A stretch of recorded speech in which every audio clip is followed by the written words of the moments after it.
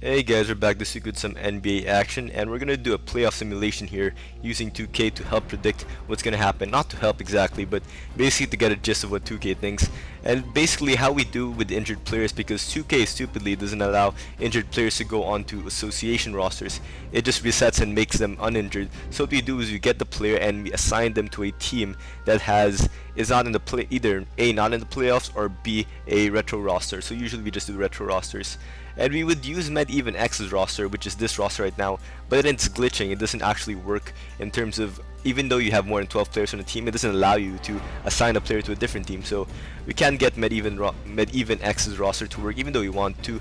Cool guy, fellow Filipino, we really wanted to use his roster, but we couldn't just because of technical limitations. So Albi's roster is a little bit annoying, even though he's a great roster maker, makes tendencies quite accurate, because for the fact that you can't actually indicate the injuries. He doesn't have an injury list in terms of, he doesn't have a roster separate from the uninjured list. So other guys like URB, for example, has injured and uninjured rosters. Even X has one too. However, Albi's doesn't. So this is URB 6.7, the roster we're using as well for the simulation, as well as Albi's realistic roster 4, which we have already taken off the injuries on, as well as URB. We also worked on that. And 2K's our official roster, of course, he also worked on the injuries there. So now we're gonna go ahead and check into association. So how we're gonna do this, we're gonna go to the today option, and we're gonna have to go to 12 minutes. We're gonna make 12 minutes just for sure, because we're not gonna be playing the game same. We're gonna make it 12 minutes. And just to be fair, we're gonna be using the Heat as our assigned team, purely for the fact that the Heat are the #1 seed in the East and #1 seed in the NBA. So we're just gonna go ahead and do that, and we're gonna go simulate all the games. And you're gonna see here as the following results. I'm gonna leave you with the results for a while and then come back with commentary. Is that basically the West is a very mixed bag of results there. You got a lot of teams mixing around in the second round, so we're gonna have to go and check that out later.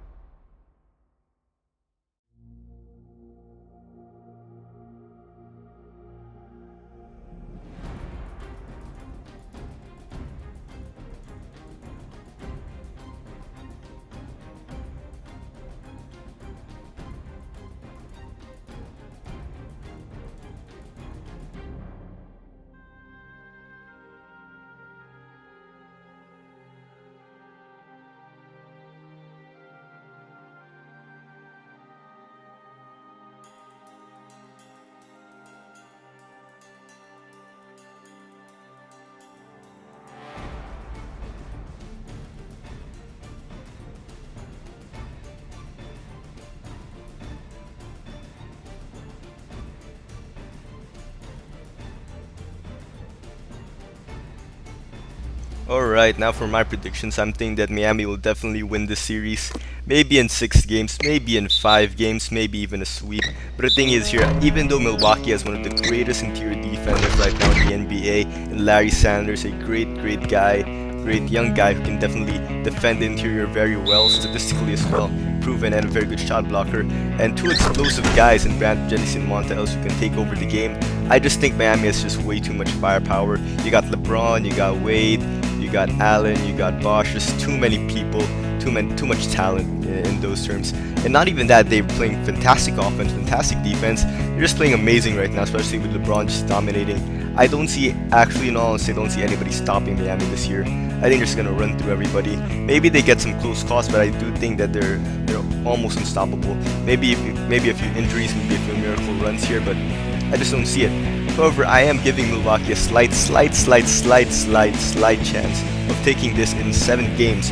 If, for example, Larry Sanders turns out to be a superstar defender, a la Kevin Garnett back in the old days, or suddenly you have Brandon Jennings and Montel's exploding for a few 30, 50-point games. That is definitely possible, however, I just don't see it happening.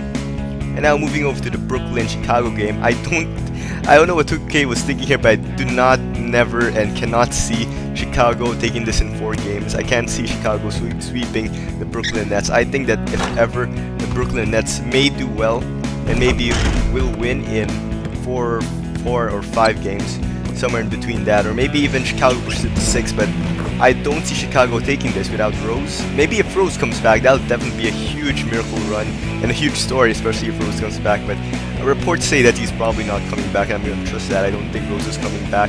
With that said, I don't see how Chicago can ever stop the D-Will and Brook Lopez combo. I just don't think it's possible. And now moving over to the Indiana-Atlanta game, I think that right now, Paul George playing fantastic. He may be getting slumps, might not be the most consistent guy ever, but I just think Paul George is too much for Atlanta, especially Atlanta no longer has Lou Williams out for the season, etc, etc. I just don't see it. Even though Josh Smith is playing terrific, and he's a terrific player, he might be playing like in a superstar level right now, but I do think that even if Josh Smith plays well, I don't think it's possible. I just don't see Atlanta taking it over Indiana. Maybe it's, look, we're giving a slight chance here to Atlanta because of their big men. You got Josh Smith, you got Horford down low. But if we look at Indiana, they also have people like Roy Hibbert and David West. I mean, you can't stop that. I just think that Indiana has just plays better defense and has better firepower in this series, and I just don't see it happening for Atlanta Hawks. I'm saying I think Indiana can win this in 6 games. I think the Hawks will put up a fight, but I don't see the Hawks winning this one. And now over to, of course, my very much my favorite, the Boston Celtics and the New York Knicks. And they already played a while ago, so that means that the Knicks already won 1, and we're not going to discuss this game here because it's going to take too much time. And yeah, by the way, the Brooklyn Nets won 1 against Chicago a while ago, pretty much a blowout. And a lot of things happened in the West as well, 2 games as well, but we're not going to talk about that right now. But basically with the Knicks versus the Celtics, I think that at this point, I'm sorry to say, honestly, I don't see the Celtics. I don't see my Celtics. I don't see our Celtics just taking this over the Knicks. I think Knicks will take this in 5 games or so. I really can't see it. You know, I had to stop and hesitate right there because I really just love the Celtics. But the Boston Celtic fan in me sees this the same way 2K sees this. I'm seeing that if Boston suddenly goes on a run, wins 1 in New York, maybe wins 2 at Boston, and then wins another one, I think that definitely the Boston Celtics can take this one. It's possible, but just very unlikely. So I think the Knicks will definitely take this one in 5 or 4 games, and I think that'll be it. Now we're heading over to the West. You got OKC versus Houston. Interesting storyline. We love storylines like this because you got people like James Harden who blew out and came out as a superstar this year after being traded from OKC to Houston, and now definitely he's playing very well as a superstar. And now we're seeing a nice storyline where he's gonna go face his old teammates, have something to prove, and interesting, very nice, dramatic and all that, but I don't see Houston taking this over OKC, and 2K doesn't either. And now 2K gives us a mixed bag when it comes to results of the Western Conference teams. However, I don't think that OKC will lose this one to Houston.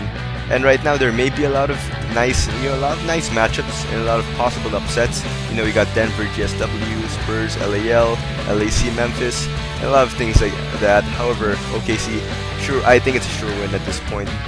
And I'm just like Milwaukee, I'm giving Houston that slight chance of a possible win here. I don't know in how many games. It's unpredictable right now because I just can't see Houston taking this. If James Harden explodes, goes Michael Jordan on OKC, decides, screw MJ, I'm MJ now, and then just obliterates OKC, scores 70, 60, 50 points a game, maybe Houston can take it. And maybe if Chandler Parsons is at as well, Jeremy Lin, they got a nice young talent there, but I just can't see it. I'm sorry, Houston Rocket fans. Now moving to LAC Memphis. You got a nice matchup with, you got Blake Griffin, Chris Paul, alley-oop. And against Memphis, you got the nice fundamental down low big man, Marc Gasol, Z-Bo. Thing is here, the probable result here is an LAC win. I don't think that Memphis can overpower LAC in this one, even if Zebo and Marc Gasol takes all the rebounds. They got blown out today by LAC, and I think that's just going to be how it's going to go in the series. Maybe Memphis comes back, wins 1 or 2 games, but I'm thinking LAC in around 5 games here. Or maybe Memphis might win this one in 7, but I may be completely wrong here, but this is just my prediction. I think LAC will take this one in 5.